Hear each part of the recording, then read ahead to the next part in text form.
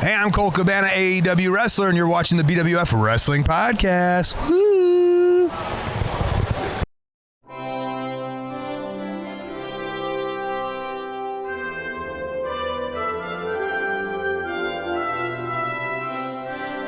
Wrestling fans, it's time again for another fun-filled episode, as this week we cover Wrestlemania 9 with a closer look into the Mega Maniacs versus Money Incorporated.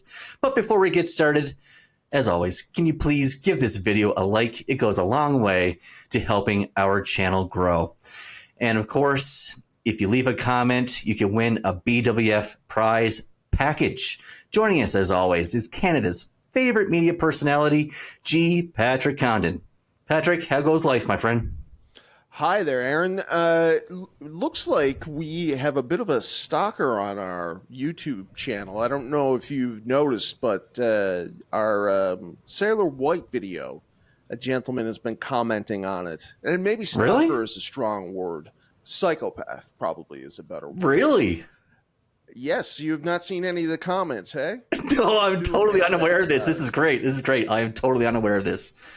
Bring up the speed. No, he's been messaging us, and then he said that he knew Sailor White, and then I said, hey, you should come on the show and talk about him. And he really kind of went off the rails after that. And now I'm seeing stuff. He's commenting in all cap locks. I mean, it's sort of a classic BWF Nation member in that seems like he's got some, like all of our members that we bring to the forefront, seems like he's got some mental issues. Let's see what it says. I can't even really follow it. He says, Ed was a family friend, Ed being Sailor White. Sailor, yeah. His words at Dillinger's in LaSalle, and his words were, only man beat the blank out of me as my brother Jack. And yes, the stories are true about lines in someone's forehead.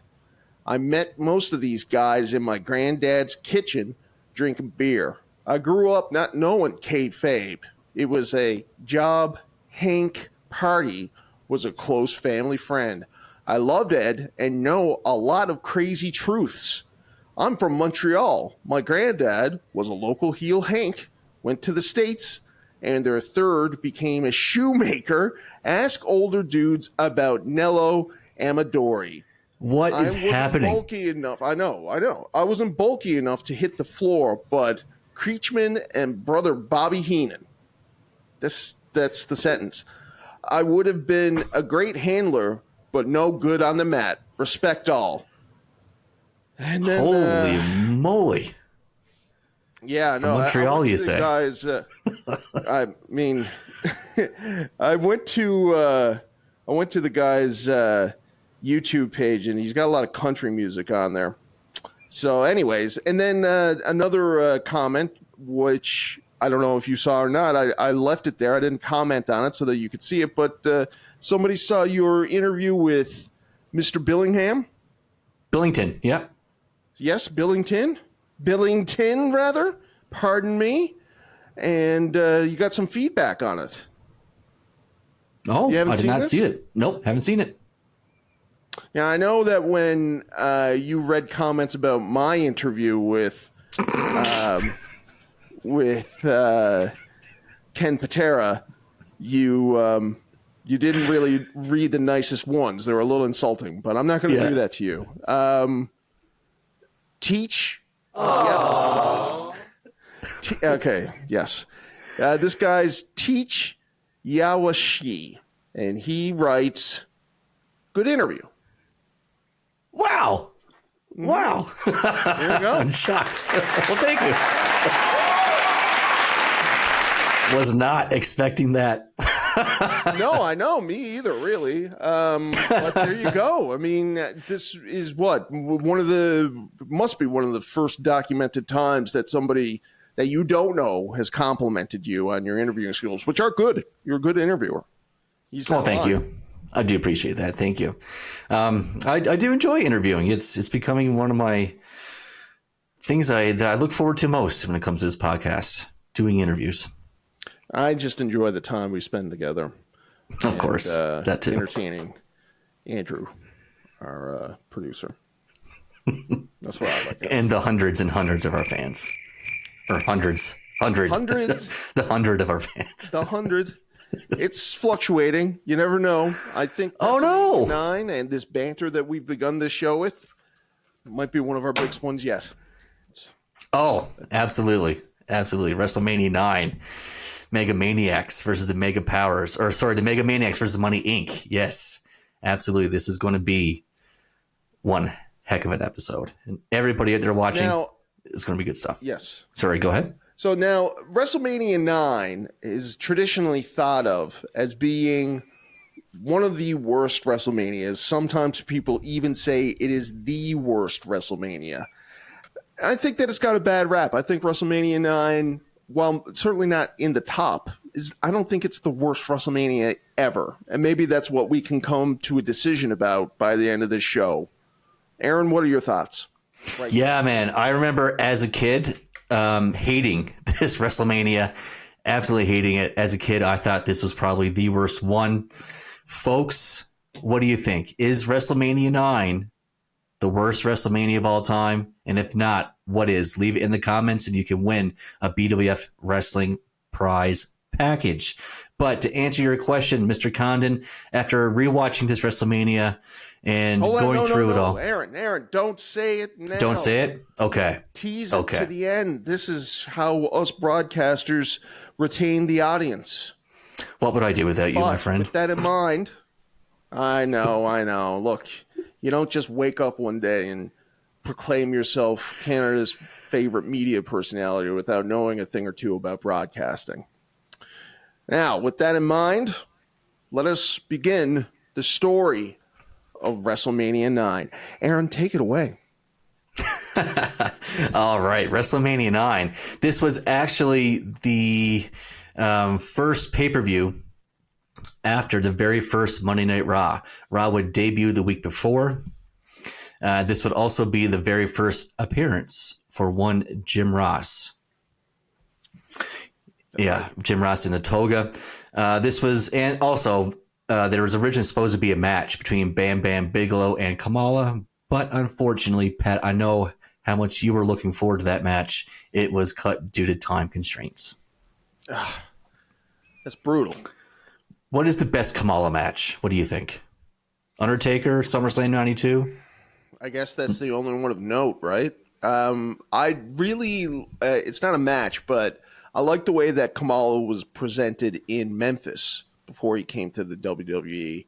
Oh, deep cut.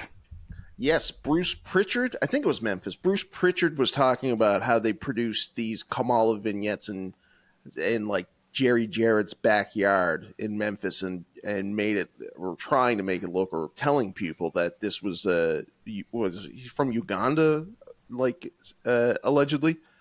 But good promos, worth checking out, and certainly presented a lot better than he was in the WWF when he went there. Possibly the most racist character in a sea of racist characters, which I think I might have said last week too about somebody else. So there you go. What do you think, folks? See the most racist character, leave a comment. That's a good one. That is a good one.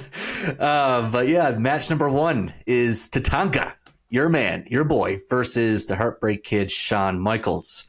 This was supposed to be a rematch from the 1993 Royal Rumble between HBK and Jannetty that we will cover next week's episode. So wait now. We did WrestleMania 8 last week, right? Correct. Yeah. And there was supposed to be a match on there that was Shawn Michaels versus Marty Jannetty on there. Correct. Yeah. And Marty blew it and still got a IC title match at the Royal Rumble and another possible WrestleMania payday. And he would blow it again. Yeah. We'll get into that next week. That's going to be a really good episode, The Breakup of the Rockers. It's good stuff. But that being said, this WrestleMania, leading up to it, Tatanka, he would get a couple of clean wins over Shawn Michaels, 2 clean wins leading up to WrestleMania. Tatanka, Is of course. undefeated at this point? I know that when they brought in Tatanka, he was undefeated for quite a time. Quite a time, yes. And this is in that undefeated streak time. Let me see. Where are we? Luna Vachon would make her debut and accompany HBK to the ring, while Sherry would be in the corner of Tatanka. The match starts with Tatanka working Sean's arm, with HBK bumping around like he usually does. Let me just jump in one more second here, in case we never get a chance to talk about this again, although we may have when we were doing our Kevin Sullivan stuff. Shawn Michaels didn't like the pairing up with Luna Vachon. I liked it. I thought that it was cool. That was interesting, where Luna was so weird and unusual looking with her head shaved and all that kind of stuff. But angry and mean, but they both had the leather and stuff. I thought that it was something that was interesting. Could have been cool, but and Sean didn't like it. That's why the pairing didn't work. That's why she went to go with Bam Bam after. Yeah, I guess. Wow. Yeah, because he was a pretty boy, and it's not like Sensational Sherry was, a very glamorous looking woman either, but she was able to at least fawn over Shawn Michaels and play up. She fit that role perfectly. Yeah. And Luna isn't the type of lady to fawn or drool over anybody, even the sexy boy himself. Wow. Sean playing some political games. Bam Bam Bigelow, I guess. Right. Yeah, well, but also, speaking of Sean playing political games, though, Tatanka was supposed to win this match and win the IC title. The crowd loved Tatanka, and Sean, I don't know, he must have gotten word of the title change, because Tatanka was pulled aside by Brett and Taker and said that the management was going to put the title on him. But then all of a sudden, he developed a bad attitude. Someone in upper management was told that Tatanka developed a bad attitude, and then he was cocky, and then they reversed the decision to have Sean keep the championship. So I'm assuming Sean probably got in the ear of Pat Patterson or Vince McMahon. That is crazy. God. That is. You could do, everybody does a list of people that the greatest wrestlers to not win the WWF Championship. And that's like Mr. Perfect and Piper and Razor Ramon. But you could probably make an equally interesting list of great wrestlers who never won the IC title, let alone the world title. So there you go, fans. Do up a list. Tatanka, off the top of my head, Tatanka, Jake Roberts, you Ted DiBiase. You do one.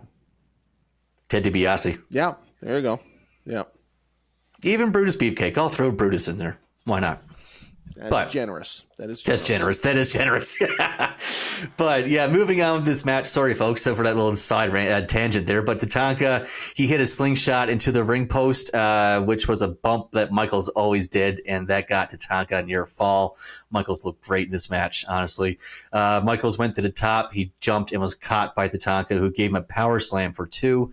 Michaels kicked him out of the ring. Michaels went for a crossbody block off the apron, but Tatanka moved.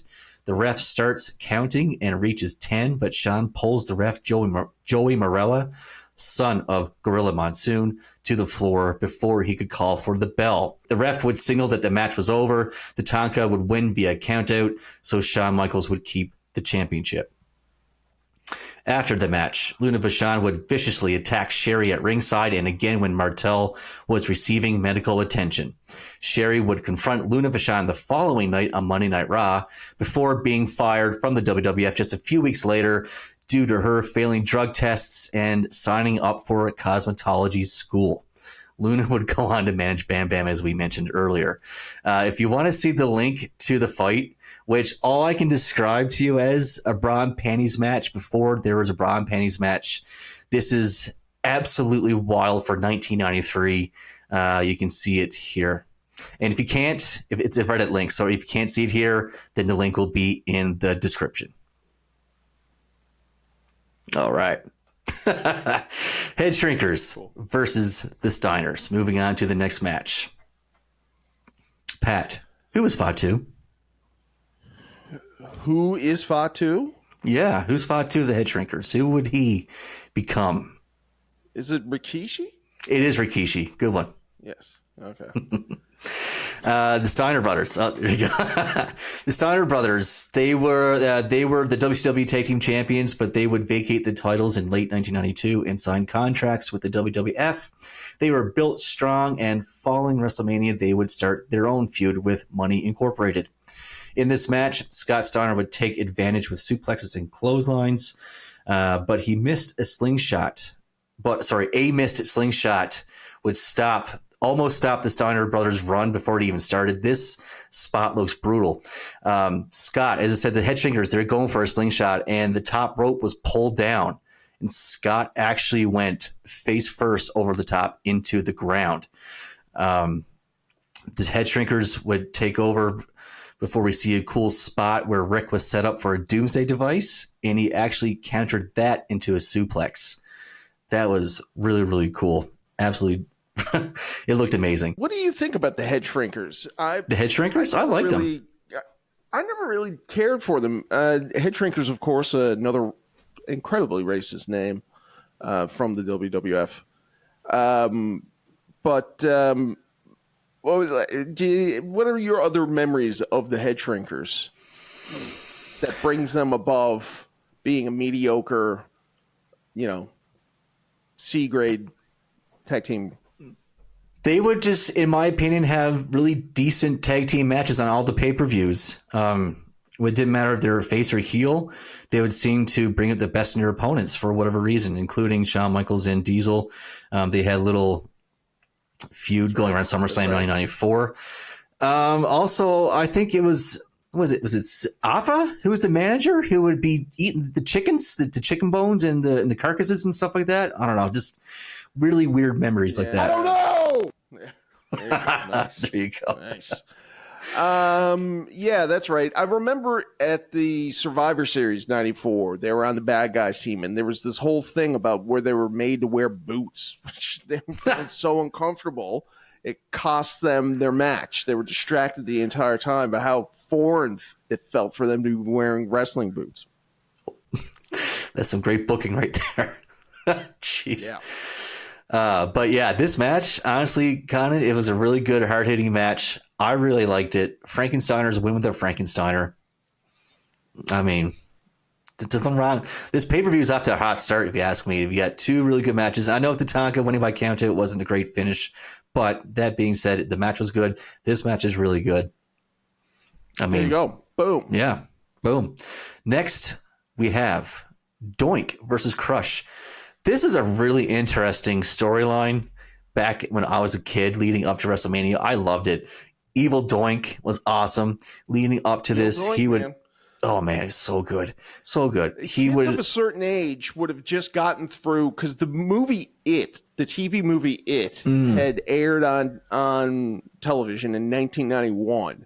And any kid that had watched it beforehand, myself included, was scarred by that movie. And then I found Doink to be almost perfectly timed with that. And I've never heard anybody say that one thing influenced the other, but the evil clown, to me, that was really disturbed by bad Doink, evil Doink. The story about how Doink came to be, I cannot recollect who said it. It might have been Hawk from Legion of Doom, but he was talking to Matt Bourne after Matt Bourne had a match. He was smoking a cigarette in the back, and his hair was all wily and stuff like that, sticking out everywhere. And Hawk goes, "Oh, look, we have our own Krusty the Clown over there." And that's where they got the idea from Doink. That's the story anyway. But I like the It version. Oh, yeah. Yeah. Who knows? I mean, they do. Razor Ramon was a ripoff of Scarface. Al Pacino and Scarface, yeah. Yeah. So, I mean, it's not like, Sting and the Crow. So it's not unheard of for the wrestling community to just straight up steal characters. No, absolutely. But, so this is heel Doink. Obviously, Doink would go on to become just a obnoxious babyface, regular ass clown, very much associated with the worst part of wrestling from 93 to 94 into 95, like until Matt Bourne wasn't playing him anymore. But it started off with good intentions. It did. Matt Bourne played the character really, really well. And leading up to this matchup, Doink would attack Crush with a fake arm / cast and would knock him out. But this match, again, people hate it, but I did not hate this match, Patrick. We see some brawling in and out of the ring. We see a pile driver from Doink that almost knocks Crush completely out. It looked like he really smacked his head really good on the mat. Crush will make a comeback, but then we see referee Bill Alfonso get knocked out, and Crush would apply his cranium crush finish. And after that, a second Doink would appear and hits Crush over the head multiple times with another fake arm / cast. He must have hit him 3 or 4 times. We see the Doinks do like the mirror act, and the OG Doink gets the win, Matt Bourne. Beautiful. Matt Bourne, yeah, unfortunately, he would be fired shortly after this due to drugs. He would go on an 8-day bender after this and just do nonstop lines of cocaine and would start hallucinating. He just couldn't face the fact that he lost everything. Sad. But this match is pretty good. Oh, he went on the bender after he got fired. After he got fired, yeah. I was going to say, celebrating that big WrestleMania win a little bit too hardcore. No, but he probably spent the whole payday in that 1 week span. So I'd have to look up the statistics on that, but so that means that Doink the Clown has more wins at WrestleMania than probably Crush. Who else has never? Jerry King Lawler. Jerry Lawler. Wow. Yeah, it's pretty crazy. Pretty crazy. But yeah, all right, good stuff. One of my favorite things from this WrestleMania is that there's a photo online backstage at the start of the show, and it's of The Undertaker, and he's in his streetwear, I think. Anyways, there's this whole thing that wrestlers always would say to each other, which is like, you never wear your own merchandise. You always wear somebody else's merch, right? Okay. When Yokozuna died, Undertaker wore a Yokozuna shirt. Whatever. You just would never wear your own merch. And in the background, CM Punk wears Bret Hart's merch all the time. Yeah, and CM Punk wore a Stone Cold Steve Austin shirt when he did the pipe bomb. Mm-hmm. But yeah, in the background of this photo is Crush wearing his own Crush merchandise, like a mark. Hit me with it. Good old Crush. See you going for it. Hit me with it. There it is. I gotta say, I think that lands a little bit better than the single one. I find that, yeah. Yeah, I think so too. I was expecting you to go to that one, to the single clap, and there's something just a little bit more insulting about doing the real clap after a story does not land. All right, do you want to know something that's crazy? I honestly thought that slow clap was Andrew this entire time. I didn't realize that was a sound effect. My mind is blown right now. Oh my God. Right. Anyway. Behind the scenes. Next on this match card of, decentness is Razor Ramon versus Bob Backlund. Unfortunately, here's where the show takes a little bit of a dip. A little bit of a side note here. This was the first and maybe the only time the loser of the Royal Rumble World Title match fought the person who lasted the longest at the Rumble. This would be the first Mania for both men. Razor Ramon was the cocky heel here, throwing his toothpick into Bob Backlund's face. Bob Backlund, he didn't get any theme music at all. He simply jogs to the ring and does a weird squat, walk, and a waddle. Razor shoves Backlund around, but Bob counters by repeatedly tripping him and doing his weird waddle thing again. Razor would answer with some punches, slams, and stomps until Backlund hits some hip tosses and grazes him with a drop kick. He also hits a butterfly suplex and a stalling atomic drop that was terrible. That sends Razor to the apron. Bob continues with the slingshot, but Razor surprises him with a roll-up for the win. The match will be less than 4 minutes. Possibly the worst match of both men's career. Yes. And very confusing why this match even happened, because there is no program. There is no build-up to it. And anything that was leading up to it at this point suggested it was going to be a Razor Ramon versus Mr. Perfect match at this Mania. They were interacting with each other, and Hennig and Hall were boys from the AWA. Kurt was one of the reasons why Scott got the job there. And so it just seems just one of those things where it seems like, Perfect, I guess, goes on to have the Luger match later on this evening, which is a bit of a bust if I remember too. But I don't know why they paired Scott Hall up with Bob Backlund. Just it's not even Bob Backlund's a good wrestler, obviously, but it's just not a matching of attitudes. No, Bob Backlund you're right. Doesn't have a personality. It doesn't make any sense why they would book him against Razor.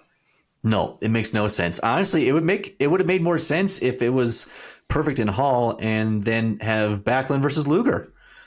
I mean, that would make much more sense in my mind. But yeah, especially with Scott Hall, Razor Ramon, and Mr. Perfect doing like the Survivor Series 92 match with Macho and Flair. Yeah, they had that whole feud already going and built in. No idea why they pivoted. It makes no sense. But no, and I've looked around. I've asked Meltzer. Oh yes, no response.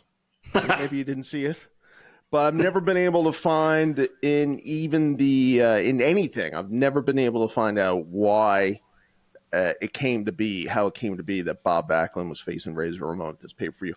Fans, if you have any suggestions, then if you can answer this question that has been haunting me for years, you may get yourself a BWF baseball cap once we verify it.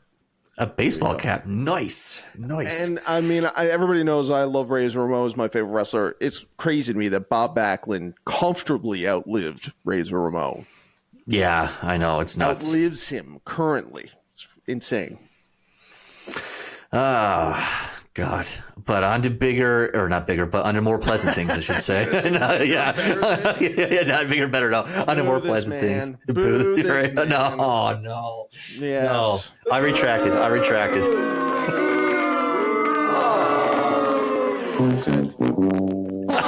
I'm gonna trifecta. Wow. Okay. Oh God. All right. You unleash this guy sometimes. There's no getting him back in the cage. This is actually the spot in the card. Yeah. This is actually the spot in the card where Money Incorporated and Mega Maniacs would have their match, but we are going to cover that in more detail just a little bit later. So we are going to skip ahead to Mr. Perfect versus the Narcissist. I said, I guess the only reason why they had this match is because of the names, Perfect and Narcissist, kind of mixes, I guess. But that being said, Luger was the heel here, and he was knocking people out with his loaded forearm for months building up to this. Do you remember that when he had the titanium plate in his arm because of his motorcycle accident? Motorcycle accident. Yes, that's right. That was his big finishing move. Was that elbow that he was supposed to keep protected. I remember him. I remember his entrance at this Mania was pretty cool, right? Like he had the mirrors around him with the sparklers on top when he was doing the pose. We had there they are. Yeah, we had the ladies in thongs holding the mirrors of the sparklers. Yep. Savage was drooling over the ladies on commentary. Let's see. Mr. Macho Perfect. Man went from winning the world title at the last WrestleMania, is that right? And now he's on commentary. Yeah, it's so sad. I know. Could have been this could have been the starting of a Shawn Michaels Macho Man feud. Anyway, we'll talk about that some other time. In this match here, let's see. There's not a whole lot starting out with. Luger was just doing his Luger things, beating around Perfect for a bit, stalling, be a little bit slow. But once Perfect would pick it up, he would he would do a surprise sunset flip and a sleeper, and he would back Lex into a corner. Perfect would surprise him then again with a cradle, backdrop, and a catapult. He hits Lex with some forearms to the head. It's a nice little touch that he's using Luger's move, but it's not really doing much damage. Perfect then gets some near falls with a swinging neckbreaker and a missile drop kick before attempting a backslide.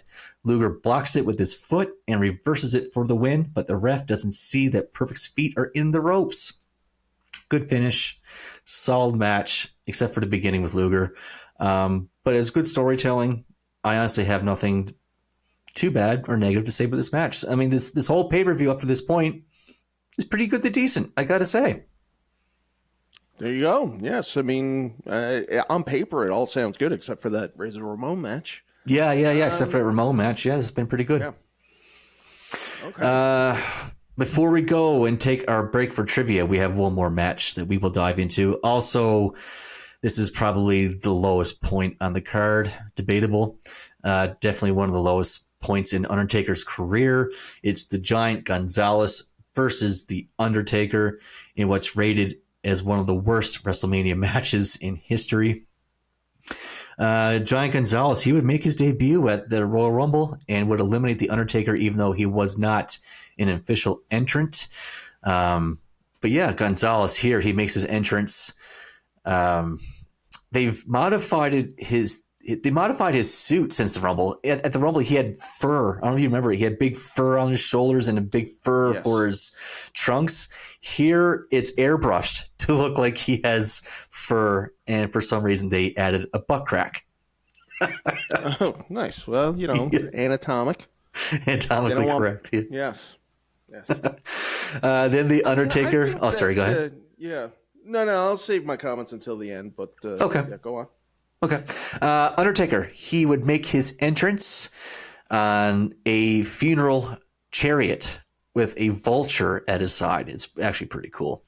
They immediately go face to face, and Gonzalez clubs him, but Taker shakes off the attacks and returns to stare at him.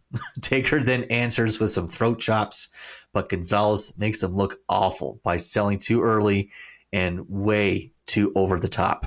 They would end up fighting to the floor, and Harvey Whippleman distracts the referee. Gonzalez takes advantage by ramming Taker into the steps and sending him back inside. He hits multiple headbutts, but Taker keeps sitting up, which frustrates Gonzalez. Taker takes control again, so Whippleman distracts the ref and tosses a rag to Gonzalez. He uses it to smother Taker, while the commentators say they smell chloroform. The ref sees him, but Gonzalez refuses to stop. The ref has no choice but to call for the bell. Taker will be stretchered out before returning back to the ring. He would give the Giant Gonzalez a few clotheslines, and then Gonzalez would just leave. This match was truly awful. Terrible ending. Gonzalez can't wrestle. He can't even sell. I really feel bad for Undertaker in his match. He looked like he tried to do whatever he could, but it was going nowhere. This match is literally one of the worst WrestleMania matches of all time. I don't know if it's worse than Jerry Lawler and Michael Cole, but it's sure up there. Not as long, right? Not as long, no. So there you go. It didn't feel as long anyway. If it's shorter, then it can't be as bad. No.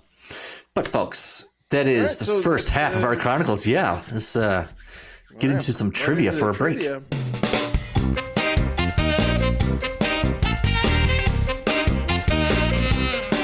All right, and I guess we are doing a WrestleMania 9 theme, are we? I haven't looked at these yet. Of course, they've been curated, I should say, by our main man, Andrew. Okay, here we go. Thank you. Yes, Andrew whistling at himself. Although I gotta say, with these questions here, I kind of feel like I'm being Kobayashi Maru'd a little bit. It's a Star Trek reference for. It means I'm in a no-win situation, no-win scenario. How so? These questions are quite easy, and I think I'm going to be the one eating the punishment this week. again. And what is the punishment? Are you up to the the gummy yet, or is that next week? The gummy will be next week. Okay. I will once again take a handful of the hottest of the hot here. Okay, the ghost pepper. Of these beans. Now, I should say, since getting them myself last week, I went to the local candy shop. I went back to the local candy shop earlier this week, and I'd been planning this for days. And I bought regular jelly beans, and I put a couple of I loaded up the bag with the spiciest ones and brought them up to my girlfriend Tracy's place. Just laid the bag down because I know how she operates. She can't resist. She says she doesn't like eating sweets, but once a bag is that she just goes for it. And I mean, I think I used up a lot of my luck and good karma because she picked one jelly bean out. It was a red. She likes the red ones. And wouldn't you know it, it was a ghost pepper. And she immediately started crying. Oh, no. Hospital. No. Okay. I can't make jokes like that anymore. That was a joke. But it did get her pretty good. It was a good prank. She doesn't trust me anymore. Anyways, let's go with question number 1. You want to send it my way first? Yeah, sure. Question 1. WrestleMania 9 did something for the very first time that would not be repeated again until WrestleMania 24. What is it? And this is really easy. Are you serious? WrestleMania 9 did something that would not be repeated again until WrestleMania 24. Yeah, in 2008. What is it? Andrew, I apologize. This is a good question, I guess. Sorry, buddy. What was? I mean, that's so vague. I mean, that I would have gotten this right away. there's so many things. Well, okay, so repeated at WrestleMania 24. So, what was the main event at Mania 24 in 2008? Edge and Taker in Florida. It's the one with Shawn Michaels and Ric Flair's retirement match. Okay. Floyd Mayweather versus Big Show. yeah, which was another really bad match. WrestleMania takes place outside. Yeah, you're right. Is it really? Yep. I don't.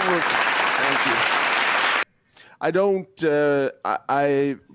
That was a blind guess. So many things happened at that WrestleMania that they didn't do again, like somebody cashing in, or not cashing in, but like a third party becoming a champion.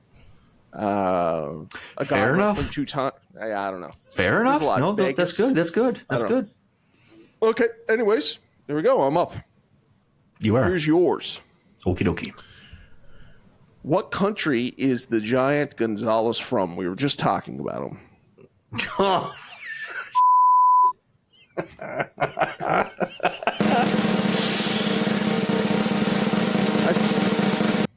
Argentina?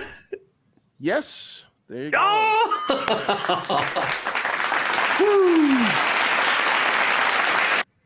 Okay.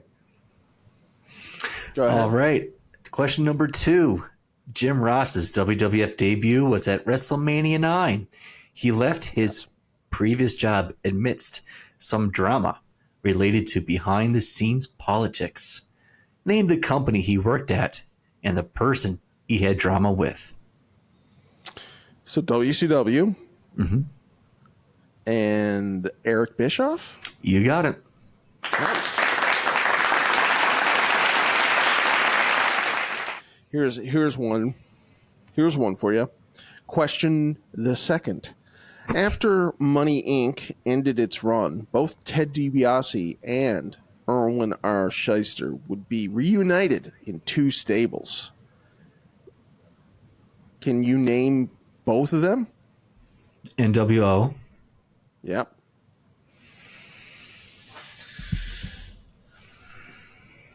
And the $1 Million Corporation. Correct. Nice.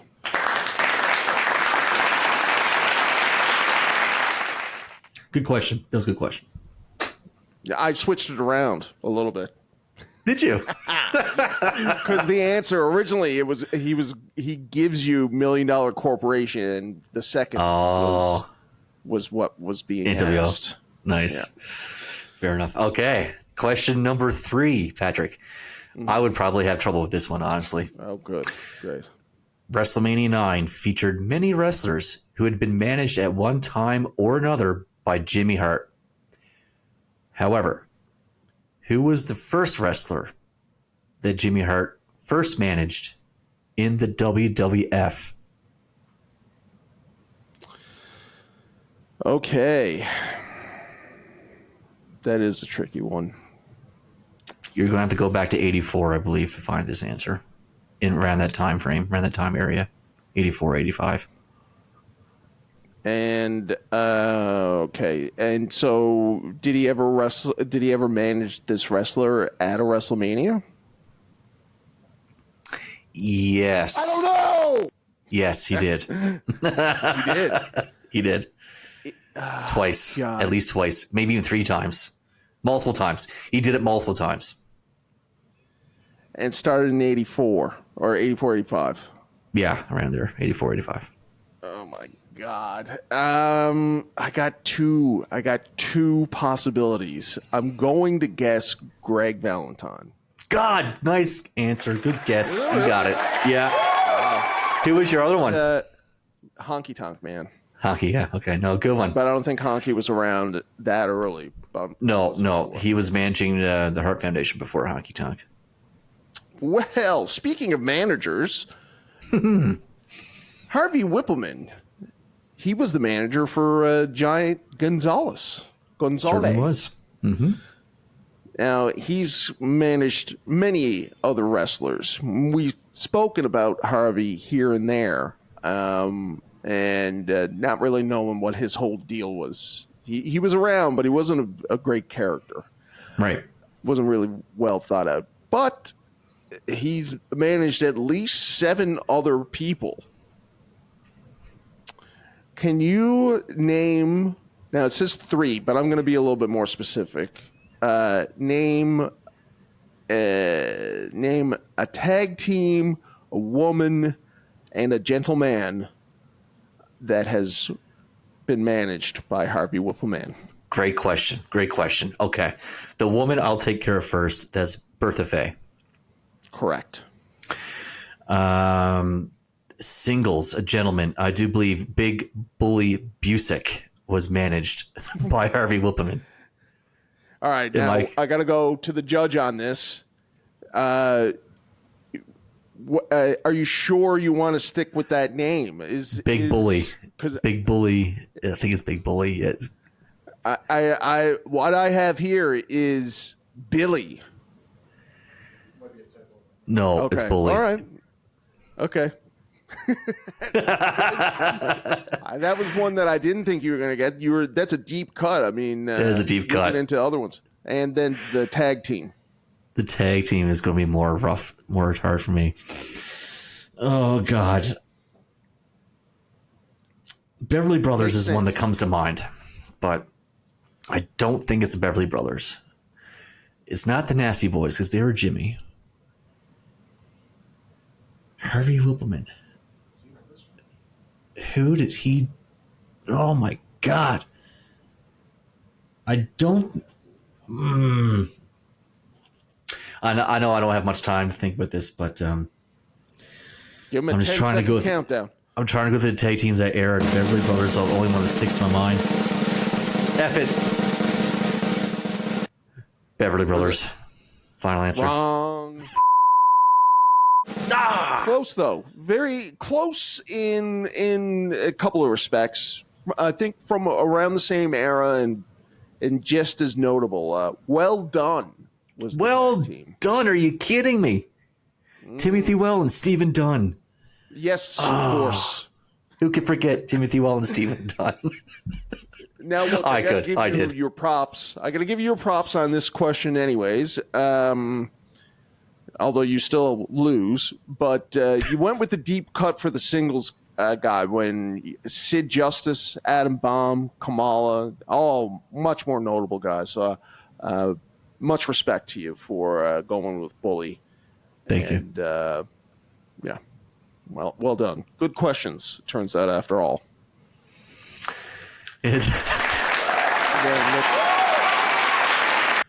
I publicly apologize to our producer, Andrew, because they were very good questions. I'm sorry. And now I'm going to pay the price. God. Let's see. Which ones are the hottest ones? These. The cayenne. The deep red. Here. Hold on. I'm going blind con, and I got to take off my sunglasses every now and again. Okay. Here we go. What do you think? 1, 2, 3, 4, 5, 7. Do you think 7, lucky number 7? Are these hot? Now, I got to say, Andrew is suggesting that maybe you don't go crazy on this one. Oh, what do you think? Which I think is a fair enough note. I mean, we are only halfway through. Fair enough. I got hiccups last week, so maybe I'll stick to 5. I'll stick to 5 here. Here's did I mention this on the show? The cure for hiccups. No. And it's proven. Just pretend like you don't have them? Well, you say to yourself, hiccups don't exist, and your hiccups go away immediately. I've tried that before. It's worked sometimes. I have. No, it worked every time for me, so you're not doing it correctly. All right, sorry. Anyways, all right. Here we go. How many are you taking? 5. Okay.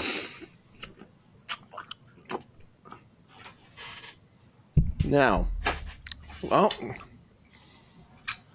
this is the 4th or 5th week that you've been doing it, and clearly it's not gotten any easier. No, it has not gotten any easier. Oh, it just hit. Oh, it just hit. Oh, cracking open a cold one. What do you got? Oh, that's what we're drinking. We got no way. Nice. Yeah, look at you. You. No sugar? No sugar? No sugar, yeah. 0 sugar. Oh, yeah. I got the hiccups again. You got hiccups? Say it. Think it. Hiccups don't exist. Hiccups don't exist, Aaron. By golly. They're gone. You see it right here first, folks.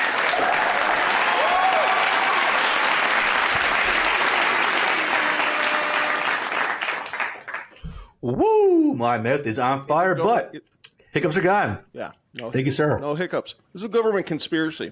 That's why they want you to believe that hiccups exist. All right. Well, there we go. That's it for another. I'm looking forward to you having to eat that Inferno gummy bear. I'm not looking forward to that. Oof.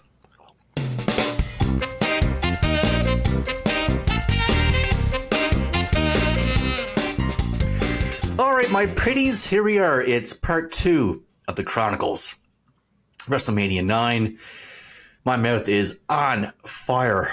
Holy fuego. I'm drooling. I'm sorry. Nose is running. But here we go. It's now time for the Mega Maniacs versus Money Incorporated. Now, a little bit of background story leading up to this match. It was February the 1st, 1993, and Vince McMahon came out to the ring and announced the return of an all-time great. It was Brutus the Barber Beefcake. In 1990, Beefcake had been walking down a beach and had been struck in the face by a hang glider's legs. Beefcake was forced to undergo facial reconstruction surgery, which had also taken him out of the ring. Beefcake, however, had begun doing an interview show called The Barbershop, as we will see next week. Brutus, he would take the microphone from Vince, and he announced that he was making a return to the ring. He talked about the problems he had in life, including nearly dying in the hospital, only to be turned around by Hulk Hogan, which caused the crowd to start booing, even though it was the first time he's seen Hogan in a year. Wow. Hogan was there? They showed Hogan? Yeah. Oh. Yeah. And the crowd booed. But anyway, Hogan would give him encouragement, give him all the encouragement he would need to make a comeback. Later in the night, Money Incorporated came out for an interview. DiBiase was displeased and said that Beefcake's first match could be against himself or IRS. Despite manager Jimmy Hart's protests that this was a bad idea, DiBiase won a coin toss and the match was set. On the next episode of Raw, the match was on. DiBiase was in firm control. When IRS made his way down to the ring. When DiBiase sent Brutus into the ropes, IRS cracked him in the back with his briefcase for the DQ. IRS would then go into the ring and beat down Brutus. Jimmy Hart tried to stop IRS and DiBiase, but he failed. DiBiase held Beefcake and IRS charged, smashing the steel briefcase into the face of Beefcake. Money Incorporated finally left with Hart staying in the ring, calling for help. The next week, Hogan would make his return to the ring for an interview. Hogan thanked Jimmy for protecting Brutus, which brought out Brutus himself. They declared war on Money Incorporated, saying that they would seize their assets. Asset number one, their manager, Jimmy Hart. Jimmy called that day the greatest day of his life. Then Hogan coined the team name, the Mega Maniacs. Money Incorporated, yeah. It's so funny. Jimmy, who's at this point married, many children, and this is the greatest day of his life. Money Incorporated would accept the challenge and would put the tag titles on the line at WrestleMania. Brutus would now wear a face mask. What did you think of that mask? I didn't like it. It looks like a superhero mask, obviously, but I thought that the mask it doesn't fit with the aesthetic of a Brutus the Barber Beefcake. No. Pass. Hard pass. Hard pass. And also, didn't he use it a lot to cheat? And but they wouldn't say that it was cheating. Like it's a very stiff, thick plastic mask that surely would give him an advantage over other wrestlers. Indeed, and in fact, we will talk about that in moments. But as far as about it right now, we are. It's part of the finish, Connie. Come on, Lord Jesus. Okay, it's all right. As far as the match goes, Hulk Hogan, he shows up here with an insane black eye. Rumor has it that Macho Man punched him in the face as he blamed Hogan for his divorce. In an interview with Mean Gene on screen, Hogan says that DiBiase paid someone to attack him. In real life, Hogan claims that it was from a jet ski accident, so who knows what actually happened here. I'm willing to bet Macho punched him, though. Think? I don't know. It seems ridiculous. But think so? Nah. Beefcake and IRS. Sorry, go ahead. Was it that, Elizabeth... It's hard to know where the beginning and the end of this stuff is, but was it that Elizabeth went to stay with the Hogans and because of problems between her and Randy? Yeah. And I don't know how that turns into Hulk Hogan's fault. Yeah, I don't know. I don't know. Maybe Hogan was making advances. Who knows? But yeah, as far as the match goes, Beefcake and IRS, they began the match. Brutus quickly falls victim to double teaming and ref distractions. DiBiase attempts a flying axe handle, but he hurts his hand on Beefcake's mask. Go figure. The mask also allows Beefcake to no-sell rams into the turnbuckle, so they have some fun with that. Money Incorporated, they have enough and attempt to leave, so the ref tells Fink to announce that they will lose their titles if they don't return. DiBiase, he will take control of some cheap shots and will lock Hogan into the $1 Million Dream. Hogan makes the hot tag. Beefcake cleans house and hits a high knee, but DiBiase hits him in the back with the briefcase and eventually removes the mask. Money Incorporated then attacks Beefcake's face until Brutus hits a double clothesline and locks IRS in a sleeper. DiBiase manages to break it, but he sends IRS into the referee. Both men tag, and Hogan uses Beefcake's mask as a weapon. But there's no referee. Jimmy Hart's Jimmy Hart would enter the ring, and he turns his jacket inside out to reveal a referee jacket thing. He counts the 3 count. It's bad. Yeah, it's a bad finish. The match itself wasn't bad, but the finish is just, it's so god awful. But yeah, Jimmy, he would count a 3 count. They celebrate as if they won the tag team championships, but Danny Davis would come to and declare Money Inc. the winners by disqualification. After the match, the Mega Maniacs wanted to attack the referee who disqualified them. Instead, Jimmy Hart just threw him out of the ring.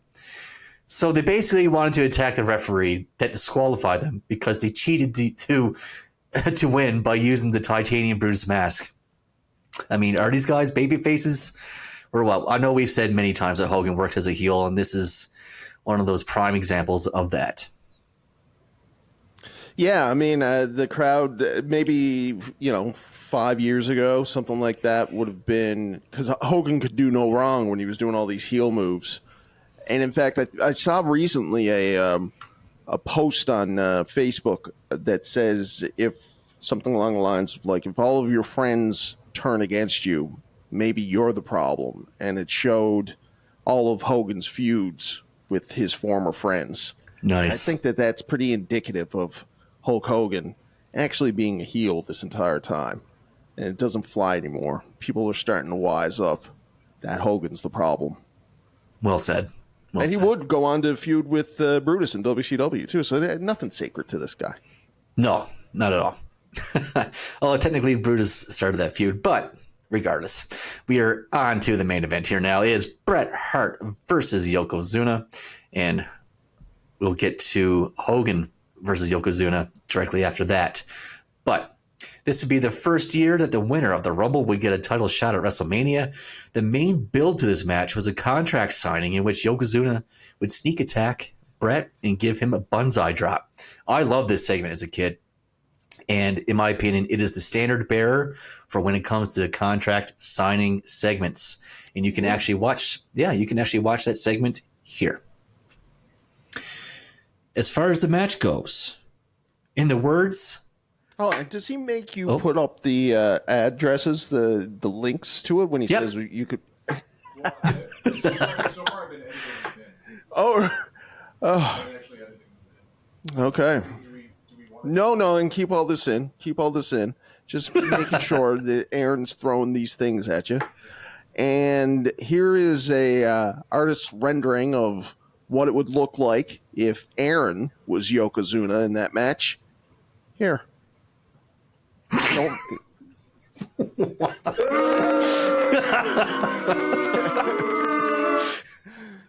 You draw me as a sumo wrestler or something? Anyway. Who knows? I mean, we could just ask Andrew to do stuff and he'll do it. And here. What? All right, cut it. Goes on forever, that what thing. I should get rid of it. And you bring up contract signings, Aaron. Here is a curated list of the top 5, Aaron's top 5 contract signings. We know number 1 is Yokozuna and Bret Hart. What are the other 4? Here. Triple H and Batista would be a good one. No, stop. We're showing it. We're showing it now. Thanks. Andrew put in all these explosions and stuff. It's crazy. The editing techniques, it must have taken you days. All right. Don't do any of that, for the love of God. All right, go ahead. Okay. So, yeah, after, let's see where we are, the contract signing. Okay. Yokozuna, I don't know how much we've talked about him, but he was brought in like a monster. You remember his first match was against Virgil, and he kicked Virgil's ass so much that Virgil afterwards warned everybody about Yokozuna and said, you don't want to mess with him. That's how much Virgil put Yokozuna over. Yokozuna was really put over by Hacksaw Jim Duggan. I don't know if you remember this or not, but in Superstars, Yokozuna would actually give Hacksaw 5 banzai drops, and he would crush his ribs. Hacksaw would have blood coming in his mouth. It was a turtle bleeding. Really, really good segment.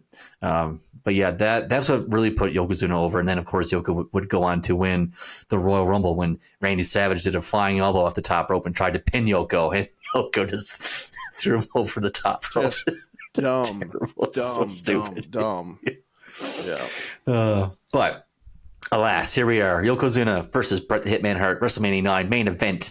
In the words of Bret the Hitman Hart himself, during our match at WrestleMania 9, it was hot and dry in the desert heat, but a cool breeze made it impossible to work up a healthy sweat. An exhausted Yoko stampeded like a runaway elephant, short-changing me on my comeback and editing it out all my best spots. I was furious that he would take it upon himself to go home on his own. That's how I came to find myself crouched low, desperately hanging on to Yoko's two massive calves in the sharpshooter, fighting with every ounce of strength not to let go. Fuji was caught off guard by the sudden ending, and it took him forever to find, unwrap, and throw a packet of what was actually baby powder into my eyes, supposedly blinding me. I fell back as Yoko... It didn't really. That's what didn't Brett's really. saying. It didn't really blind him. All right? There's Don't worry kayfabe here. about it. Yeah. I fell back as Yoko hooked my leg and Hebner counted the 1, 2, 3. Right on cue, Hogan hit the ring protesting the injustice that had been done to me, and Earl put on that classic expression of utter stupidity that all pro wrestling refs wear when convenient. As I feigned blindness, Hogan helped me out of the ring. Fuji stayed in the ring, absurdly challenging Hogan to a title match with Yoko right then and there. Yoko was still teetering from exhaustion and looking for a second wind that just wasn't there. Hulk Hogan blinked in astonishment at his sudden good fortune. As scripted, with my face buried in the crook of my arm, I waved to him to avenge my loss. Go get him, Hulk. I was really thinking, go ahead, Hogan. Take from me what I worked so hard to get. We'll see just how long you last. Hogan was champion again without even having a match, and before I'd even made it backstage. He simply ducked the powder Fuji threw in his face, clotheslined Fuji, and dropped the big leg on Yoko. I could hear the 1, 2, 3, the roar of the crowd, and Hogan's music thumping. I couldn't help but stare at the TV monitor watching Hogan work the crowd with the same old posing routine, a hand behind the ear, shaking the world belt in the air as if to say it belonged to him all along. A few minutes later, Hogan came up to me excited and happy and said, "Thank you, brother. I won't forget it. I'll be happy to return the favor."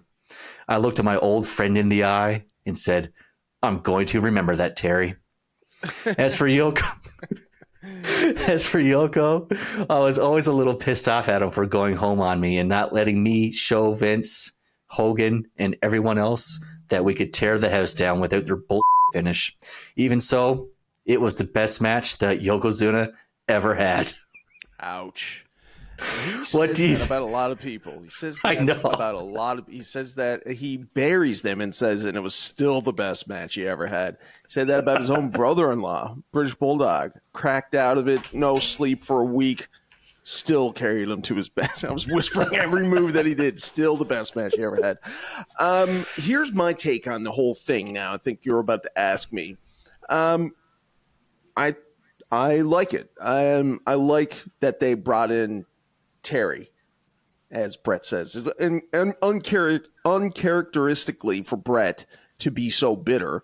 But I think that is a way more exciting finish to the end of the pay-per-view, to the end of WrestleMania, than certainly Yokozuna leaving there as champ.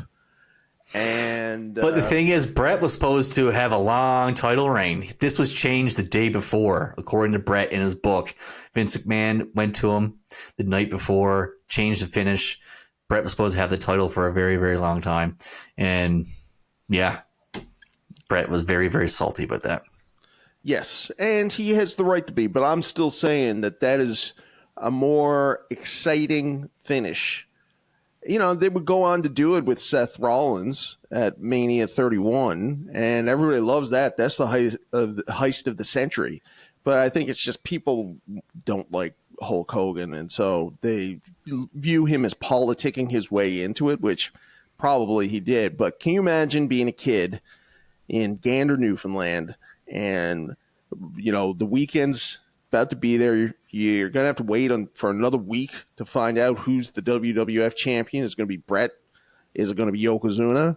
And then you hear it's Hulk Hogan? That's a good twist. That is a good twist. And you know what? The match was decent. It was actually a pretty good match. Yeah, the finish, whatever. But just par for the course for his whole pay-per-view. Decent to meh. Definitely not as bad as I remember being as a kid. I know last time we did WrestleMania 8, we said that as a kid when we growing up, or as I grew up, I thought it was awesome. But now looking back on it, not as great. Kind of the reverse here. WrestleMania 9, not that great as a kid. Hated it. Now, not that bad. Definitely not the worst. Beautiful. And I like that. And I think that that's the kind of service that we're providing here. We're going against the grain. We're not saying and doing everything that these other wrestling channels just copy each other, parrot each other, everybody's opinion. We think for ourselves here. And we don't think WrestleMania 9 was the worst.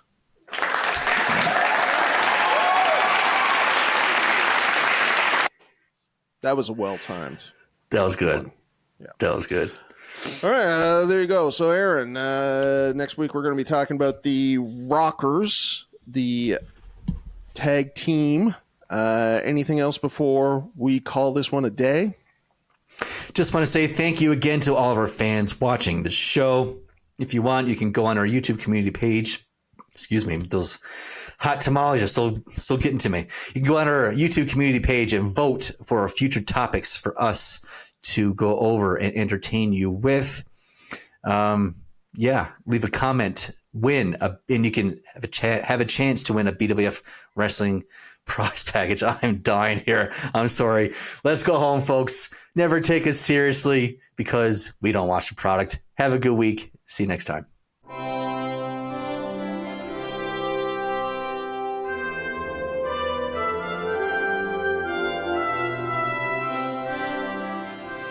Wrestling fans, subscribe to this amazing channel by clicking on the bell below. And when you're done watching this, go ahead and like it. If you leave a comment, you can win a free t-shirt. Then do yourself a favor and go look at our amazing Patreon page for free with the 7-day trial. You'll see first-person experiences from a multitude of wrestling events over the past 20 years, along with videos that any action figure collector would love to see. Finally, you can catch up on all of our previous episodes at BWFpodcast.com.